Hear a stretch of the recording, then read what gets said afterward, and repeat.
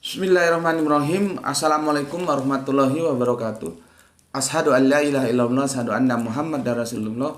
Allahumma sholli ala sayyidina Muhammad wa ala ali sayyidina Muhammad kama sholaita ala sayyidina Ibrahim wa ala ali sayyidina Ibrahim bil alamina innaka Hamidum Majid. Alhamdulillah bisa ketemu lagi dengan teman-teman semuanya dalam kajian-kajian seperti biasa. Ya, sebelum kita melanjutkan kajian ini, mari kita doakan bersama kepada semua yang mengambil bagian dalam langkah dakwah ini. Semoga Gusti Allah Agung selalu merahmatinya. Amin, amin, amin ya robbal alamin. Oke, kajian kali ini judulnya panjang ya. Panjang karena aku sudah mau cari judul apa yang paling simple gitu ya. Ternyata tidak bisa juga. Tapi ya sudahlah, kalau memang panjang. Makanya aku sudah tulis ini ya. Ketika pendeta tidak menemukan dalil Alkitabiah Yesus adalah Allah. Polemik Yohanes 13:13. Tuh ya. Sebetulnya aku tidak akan menggunakan kata pendeta ya supaya lebih universal. Artinya pernyataan itu tidak hanya ditujukan kepada pendeta, namun akhirnya aku menggunakan diksi pendeta karena itu berawal dari sebuah peristiwa ketika pendeta itu ditanyakan di mana Yesus mengakui dan diakui sebagai Allah, di mana Yesus mengatakan sembahlah aku. Itu yang ditanyain pendeta, dan pendetanya tidak menjawab sebuah pertanyaan dengan jawaban, tapi menjawab pertanyaan dengan pertanyaan, dengan sebuah apologi yang kita bangun. Sebetulnya saya bisa jawab. Lah kalau kamu bisa jawab, tunjukkan ayatnya mana, kan gitu. Jangan dia bilang dia bisa jawab tapi dia tidak tunjukkan ayatnya. Justru dia membalik pertanyaan itu menjadi di mana Yesus tidak mengakui sebagai Allah dan di mana Yesus melarang jangan sembahlah aku. Ya ini kan sudah namanya pokrol. Pokrol itu pinter-pinter kan ngomong. Ya, kalau memang ada sebuah pertanyaan dan dia menuntut jawaban Alkitabiah, ya jawab saja kalau memang menurut Anda jawabannya ada. Tapi kan jawabannya itu tidak ada dan sampai kapanpun tidak ada. Lalu di mana otoritas Alkitab ini? Kalau Alkitab tidak menyatakan, Anda menyatakan. Apakah Anda lebih otoritatif dari Alkitab? Gitu tuh. Jadi pernyataan-pernyataan ini, itu pernyataan-pernyataan klasik yang cenderung ditanyakan karena dia cenderung tidak mendapatkan jawaban karena memang tidak ada jawaban Alkitabiahnya. Ya, di situ duduk permasalahannya. Maka ketika pendeta itu membalik sebuah pernyataan di mana Yesus tidak mengakui sebagai Allah dan di mana Yesus melarang dia untuk disembah, itu namanya pinter-pinteran ngomong. Ya. Meskipun dalam peristiwa itu dia mengatakan saya bisa menunjukkan dalil Alkitabiahnya. Ya kalau bisa ya tunjukkanlah. Paling-paling dia akan lari ke Yohanes 13:13. Di sini terjadi masalah lagi. Seperti yang aku sudah sampaikan kepada teman-teman Islam juga, ya. Jangan menggunakan diksi Tuhan. Di mana Yesus mengaku atau diakui sebagai Tuhan, itu jelas di Yohanes 13:13. Tapi ini pun nanti bermasalah. Ini nanti aku akan jelaskan juga ini. Ini bermasalah ini. Gitu. Nah, teman-teman Islam, kalau Anda bertanya dengan menggunakan kata ganti Tuhan, tidak menggunakan proper name Allah, maka akan dijawab di Yohanes 13:13. Karena berulang kali ya, aku jelaskan, aku nggak tahu. Teman-teman Kristen ini pura-pura nggak tahu atau memang tidak tahu. Bahwa kata Tuhan itu kita miliki setelah tahun 1668. Itu adalah sebuah kata yang dipersembahkan oleh Lisker untuk kita, orang Indonesia, ketika dia menerjemahkan ulang Bible. Artinya sebelum tahun 1668 yang kita punya hanya diksi Tuhan. Lalu dia berubah menjadi Tuhan. Ya. Dan itu panjang ceritanya, videonya sudah ada, kamu lihat di channel ini. Cari ketika Tuhan itu ternyata berasal dari kata Tuhan. Jadi aku lebih senang seperti dengan teman, dia juga pendeta, dia dosen. Kalau dia menjawab begini ketika kita tanya, Pak bisa tolong bisa dijelaskan secara rasional dan Alkitabiah bahwa Yesus itu Allah. Gitu. Dia bilang, akhirnya dia berusaha menjelaskan, tetapi setelah kita kita kanter terus. Maksudnya kanter ya, kalau Alkitab kanternya ya Alkitab itu loh, bukan hanya asal kanter kan ya tidak baik juga. Artinya dia mengatakan begini, sudahlah itu iman kami. Nah kalau dia mengatakan sudahlah itu iman kami, ya sudah kita hormati. Kita harus hormati iman orang lain. Ya. Tapi juga harus diakui bahwa iman itu terbangun berdasarkan dogma. Kenapa dogma? Karena petunjuk Alkitabiahnya tidak ada. Tidak ada di Alkitab setinggi ini bahwa Yesus itu mengaku atau diakui sebagai Allah. Tidak ada. Yesus mengatakan sembahlah aku itu tidak ada. Ya, makanya teman-teman Kristen kalau ditanya dia tidak akan menemukan jawabannya. Maka dijawab sebagaimana pendeta ini menjawab. Jawabannya apa? Ya apologetik, pertanyaan dijawab dengan pertanyaan. Ya. Orang ditanya di mana Yesus mengaku dan diakui sebagai Allah, di mana Yesus minta memerintahkan untuk menyembahnya gitu. Itu seharusnya kan dijawab dengan ayat Alkitabiah, bukan dengan retorika membalik pertanyaan menjadi di mana Yesus tidak mengakui sebagai Allah, di mana Yesus melarang dirinya untuk disembah. Kan bukan begitu jawabannya. Nah, jawaban-jawaban seperti itu adalah jawaban-jawaban yang membuktikan bahwa itu tidak Alkitabiah memang. Kenapa sulitnya mengakui bahwa itu tidak Alkitabiah, bahwa Anda beriman tidak didukung oleh Alkitabiah. Anda beriman itu ada dalam perspektif dogma. Kan sudah selesai. Kok pakai ngotot bahwa Yesus adalah Allah, berputar ke kanan, ke kiri, ke atas, ke bawah kan? Yang saya tanyakan, kalau Anda melakukan seperti itu, otoritas Alkitab lalu di mana Anda letakkan? Kan kita harus meletakkan otoritas Alkitab di atas keimanan yang Anda bangun. Tuh.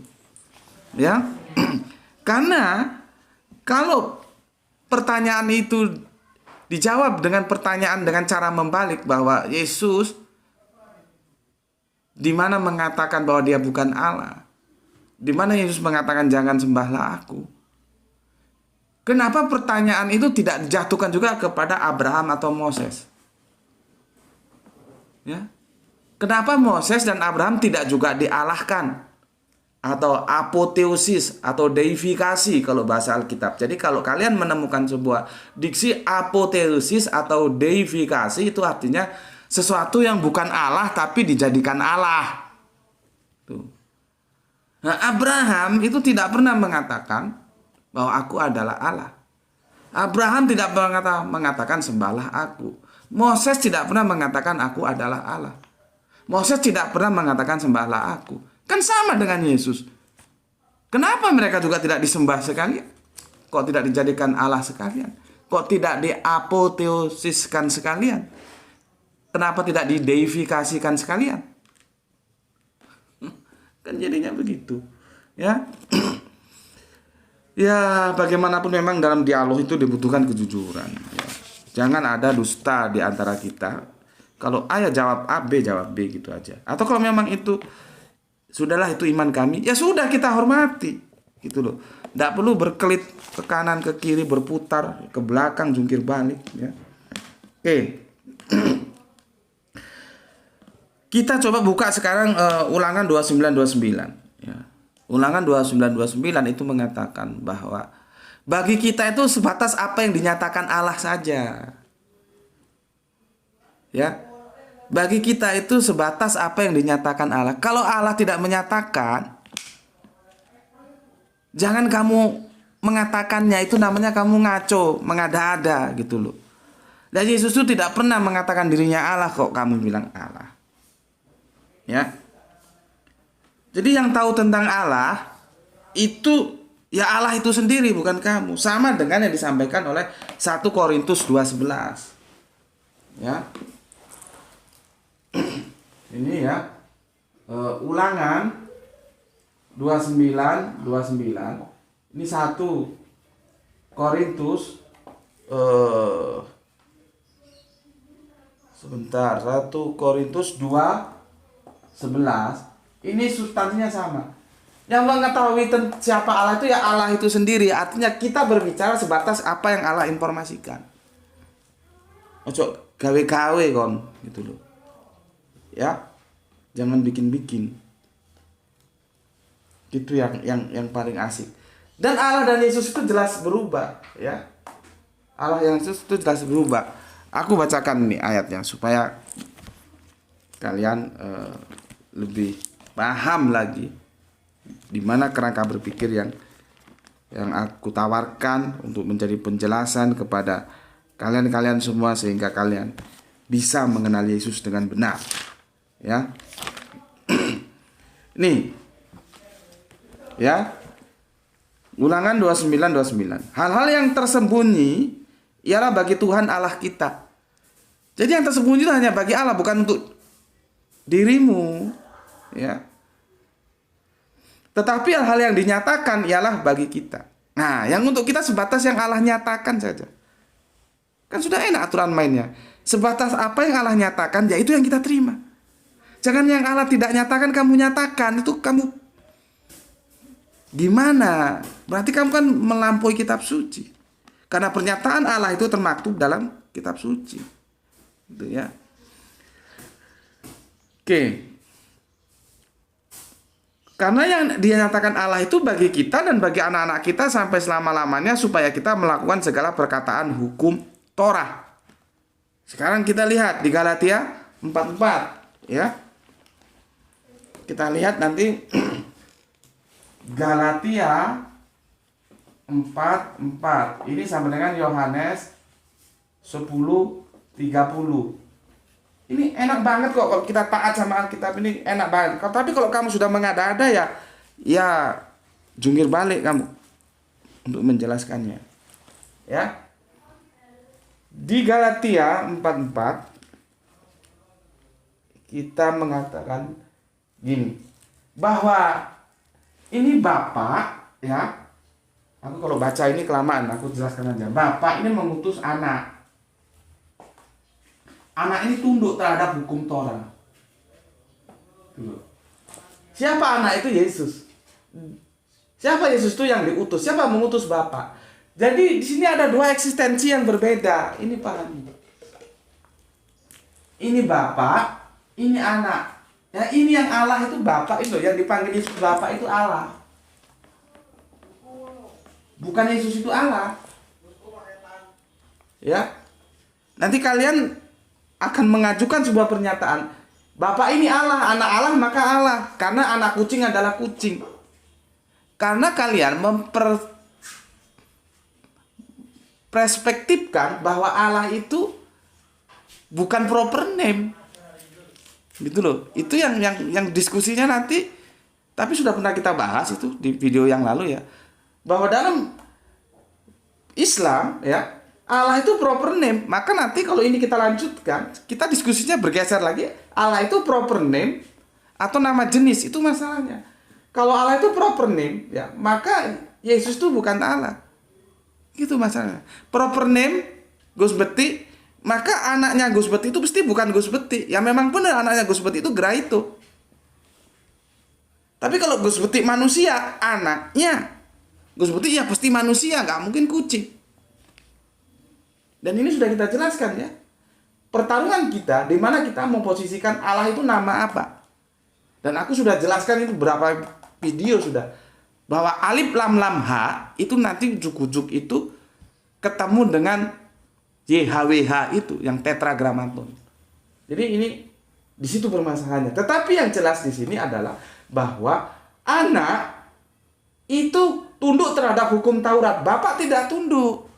Tidak ada ceritanya Bapak ini tunduk terhadap hukum Taurat. Orang hukum Taurat ini dari Bapak kok.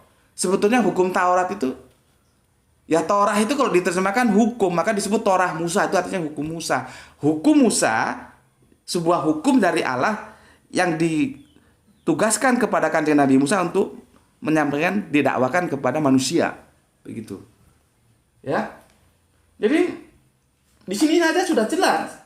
Kalau ini sama-sama Allah, jadi aneh kenapa Allah di sini tunduk terhadap hukum Taurat, yang sini tidak. Begitu loh. Jadi Yesus itu adalah utusan. Buka lagi Yohanes 7:13, ya, akan mendukung pemahaman ini. Karena selamanya yang diutus dan utusan itu nggak sama, bos.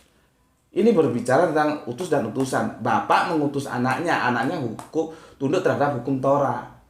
Jadi Bapa dan anak itu dua eksistensi yang berbeda.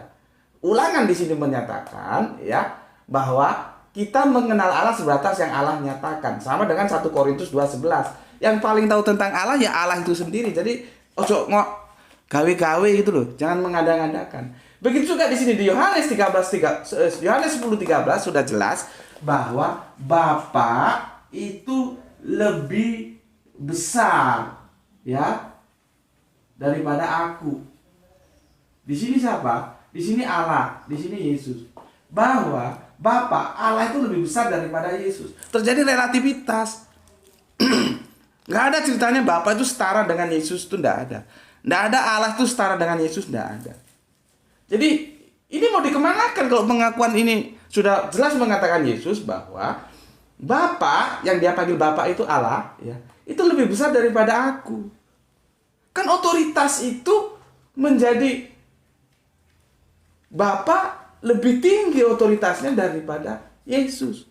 Karena Yesus ini adalah anaknya, Bapa ini Allah itu sendiri. Lalu bagaimana mungkin ada Allah kok dia menjadi relatif? Ini tidak mungkin.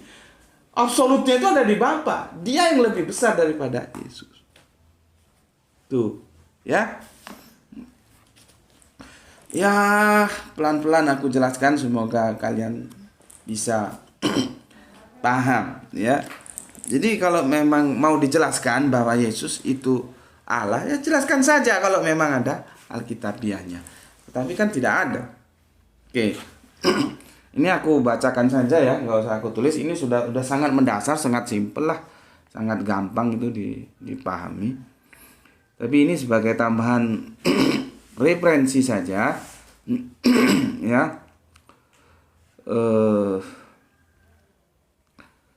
Sebentar, aku carikan yang paling mudah untuk kalian pahami, ya. Nih, sujud menyembah Allah. Ya, itu 1 Korintus 14:25 ya. Ini tadi kan 1 Korintus 2:11. Ini aku tambahi ya. 1 Korintus 14:25 ya. Terus Matius 26:39. Kamu baca. Itu enak lagi tuh. Di Matius 26:39 itu ketika Yesus itu memohon itu kepada siapa? Ya, Yesus itu berdoa kepada siapa? Itu jelas itu di episode Matius 26:39 tuh ya. Atau kalau kamu yang nggak apa-apa lah, aku bukakan sebentar ya. Matius 26:39. Matius 26:39 ya. Nomornya 39. Maka ya, ini di Taman Getsemani ini episodenya ya. Maka ia maju sedikit lalu sujud dan berdoa kepadanya, "Ya Bapakku, jikalau sekiranya mungkin, biarlah cawan ini lalu daripadaku, tetapi janganlah seperti yang ku kehendaki, melainkan seperti yang Engkau kehendaki. Ya Bapakku." Yesus berdoa, Yesus anak berdoa kepada bapaknya. Siapa bapaknya dia? Allah ini. Simple kan? Yesus itu berdoa kepada Allah ya. Sekarang kamu tambahi lagi ya. Ketika sujud itu Efesus 3:14. Terus Kejadian 17:3. Keluaran 3:4-8. Yosua 5:14. Terus berjamaah sujud bareng-bareng. Nehemia 8:6 ya. 8.26 ya. Nanti sampai 8:7 juga itu ya. Terus seluruh umat sujud itu Yesaya 66:23 ya. Seluruh bangsa sujud itu di Wahyu 15:4. Seluruh bumi sujud itu Mazmur 66:4. Tuh, banyak banget ayat-ayatnya. Nggak mungkin aku tulis. Yang penting aku sudah tahu, itu kamu pelajari. Nanti kalau ada kurang jelas, bisa sekalian ditanyakan ya. Jadi bukan kepada Yesus kita sujud. Nanti ada lagi pernyataan yang konyol begini. Oh, itu mereka menyembah Yesus, mereka sujud sama Yesus gitu. Itu sama dengan di Al-Quran. Di Al-Quran juga malaikat diperintahkan sujud kepada Adam. Tapi tidak serta-merta Adam itu menjadi Allah. Karena sujud itu ada dua perspektif. Bisa sebagai persembahan, bisa sebagai penghormatan. Orang Jawa sehari Lebaran kemarin itu sujud kepada ibu bapaknya dalam artian perspektif budaya kultur Jawa ya, antropologis budaya Jawa ya. Dalam budaya mengatakan itu suatu peristiwa yang disebut dengan sungkeman. Tapi orang Jawa, sebodoh-bodohnya orang Jawa tidak pernah mengatakan bapak dan mamanya itu Allah. Meskipun dia sujud sungkem. Bahkan seperti aku bilang, aku ambil air, aku cuci kaki bapakku, aku cuci kaki mamaku. Aku bersujud, aku bersimpuh di kakinya dan mohon maaf atas segala dosa. Dan itu perintah Allah sebagaimana kita harus berbakti, harus hormat kepada orang tua. Karena tanpa orang tua, kita bukan apa-apa. Allah menghadirkan kita lewat orang tua. Tetapi orang Jawa itu paham sepahamnya, sujud itu bukan sujud ibadah, tapi sujud penghormatan. Begitu juga ketika Yesus disembah, itu penghormatan, bukan Yesus sebagai Allah. Kadang-kadang ini teman-teman Kristen suka mempelintir ke sana, dan teman-teman Islam juga gelagapan nggak bisa memberikan jawaban untuk menjelaskannya. Tapi semoga dengan kajian ini semoga semua menjadi clear ya. Semoga semua menjadi terang gitu. Bagaimana duduk permasalahannya. Jadi sudahlah, sampai kapanpun ya, pendeta itu tidak akan menemukan jawaban yang alkitabiah. Sebetulnya bukan hanya pendeta sih, semua. Mau pakar teolog, mau yang awam, mau yang pintar, tidak ada menemukan ya landasan berpikir yang alkitabiah bahwa Yesus itu adalah Allah. Paling-paling nanti larinya ke Yohanes 1 pasal 1. Kan begitu. Bahkan ada beberapa pernyataan Yesus itu ciptaan. Di Kolose dinyatakan dia ciptaan, di Wahyu dia dinyatakan ciptaan. Jadi nama lain Yesus itu Amin, dia dipanggil juga Amin. Amin itu ciptaan. Ya. Makanya aku sangat kaget ketika pendetanya jawabnya, itu pertanyaan PAUD. Lah kalau pertanyaan anak PAUD kamu kok nggak bisa jawab? Kenapa kamu harus berretorika? Ya tanya saja, kalau ditanya, Pak mana dalil Alkitabnya Yesus adalah Allah? Tunjukkan mana. Kok anda tak berkelit pertanyaan anak PAUD. Konora godak jawab ya anak PAUD. Gitu. Aku mengatakan begini apa ya?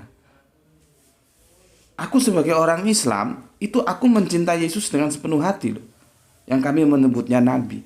Dan kami harus memberikan penghormatan. Jadi kalau aku menjelaskan tentang siapa Yesus itu seperti juga apa yang disampaikan oleh Alkitab. Di Petrus mengatakan bahwa apabila ada yang meminta pertanggungan jawab tentang siapa Kristus, maka berilah pertanggungan jawab.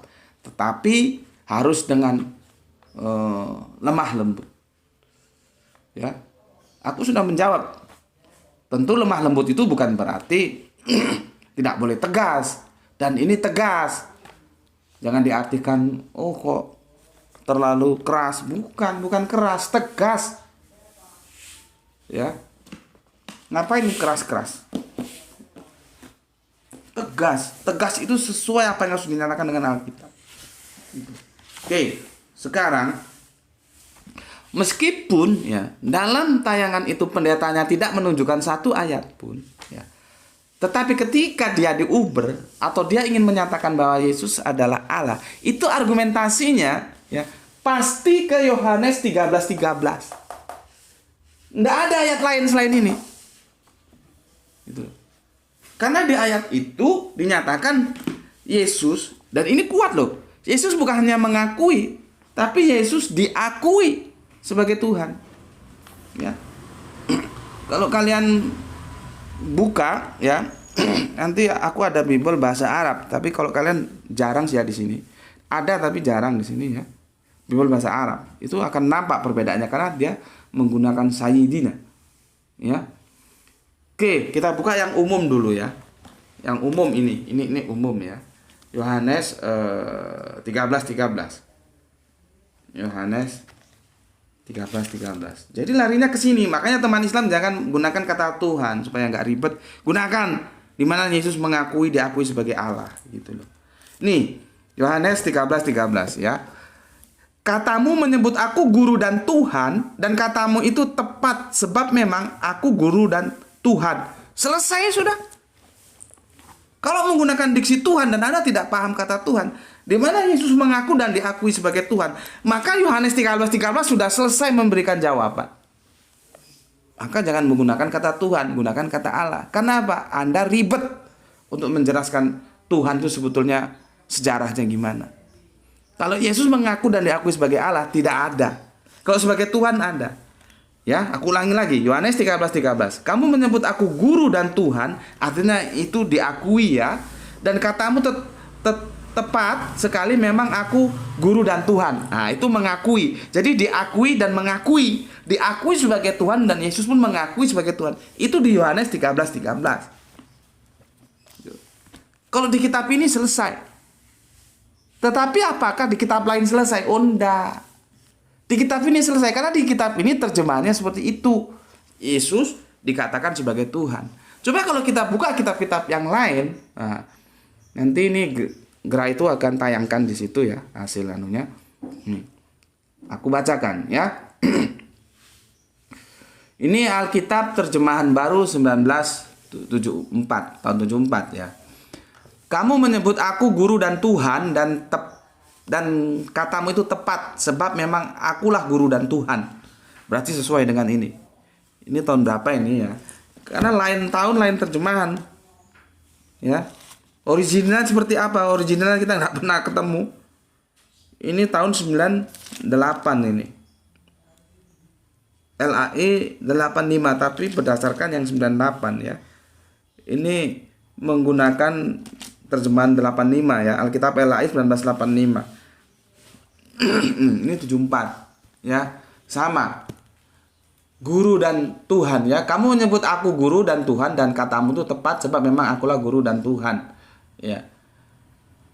Itu yang Alkitab terjemahan baru 1974. Oke. Sekarang kita lihat Alkitab KSJ 2008. Kamu memanggilku guru dan junjungan. Tepatlah panggilanmu itu karena aku memang guru dan junjungan. Bergeser lagi kan? Diksi Tuhan bergeser ke junjungan. Apakah yang setiap yang dijunjung itu pasti Allah? Allah pasti dijunjung, tapi yang dijunjung belum mesti Allah. Allah pasti harus dihormati, tapi yang dihormati belum tentu Allah. Guru dihormati, orang tua dihormati, orang-orang yang lebih tua dari kita hormati, ya. Saudara-saudara kita, teman-teman kita, sahabat kita hormati. Tapi kan tidak serta-merta mereka menjadi Allah.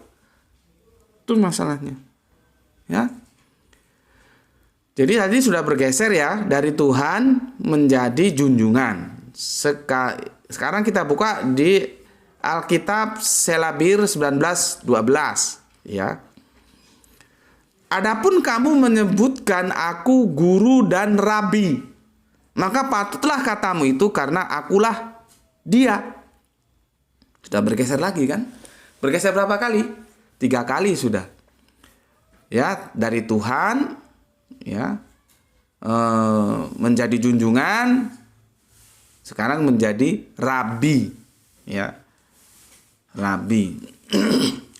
Itu di kitab Selabir 19:12. Sekarang di kitab, nah ini Klinkert yang aku bilang tadi ya. Klinkert tahun 1879. Belum merdeka kita ini ya. Indonesia belum ada. Yang Klinkert nanti tak jelaskan secara khusus ya. Ende, ini kitab Ende 1970. Kamu memanggil aku guru dan tuan. Nah, sudah tuan dia, bukan Tuhan lagi. Dan tepatlah demikian sebab memang itulah aku.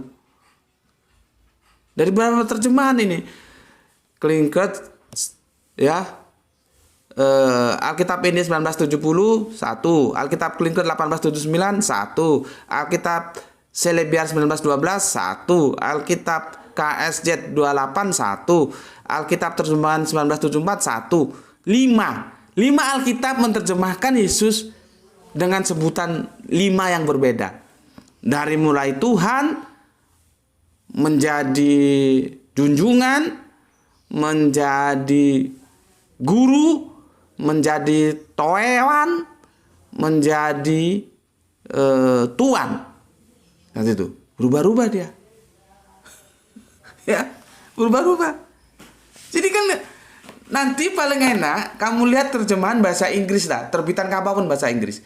Yesus itu tidak pernah mencapai level God. Dia mentoknya itu levelnya Lord. Jadi yang dimaksud orang Inggris, oh my God, itu bukan Yesus. Itu Allah yang disebut dengan Father. Kan orang Barat paling sering, oh my God gitu. Jadi kalau orang Barat itu oh my God, itu God itu bukan Yesus. Kan Yesus tidak pernah masuk level God, levelnya Lord. Ya. Oke, sekarang aku mau menuliskan yang terjemahan Klinker. Klinker tuh mantap kali terjemahannya. Ya. Mantap kali. Karena ini yang tertua ini tahun 1879. Gini dia. Ini ya. Yohanes 13 Klinker. Ya. Begini dia. Bahwa ya. Bukan aku dia, akoi. Akoi. Ya. Dipanggil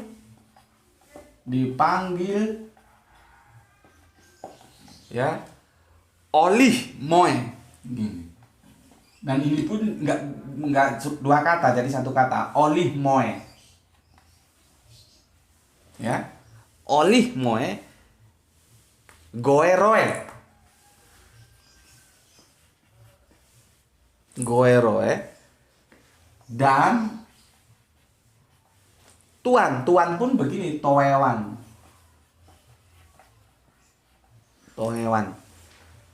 Ya, toewan. Maka ya, benarlah.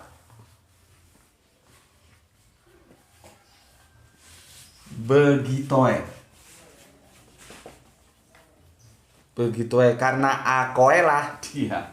Karena akoe lah dia. Maksudnya dia yang dimaksud oleh orang yang mengaku itu. Ya. Lihat di sini. Tuh, ini bisa nampak, Le. Ini terjemahan Klinker ya. Ini terjemahan Klinker. Tahunnya itu sebentar. 1879.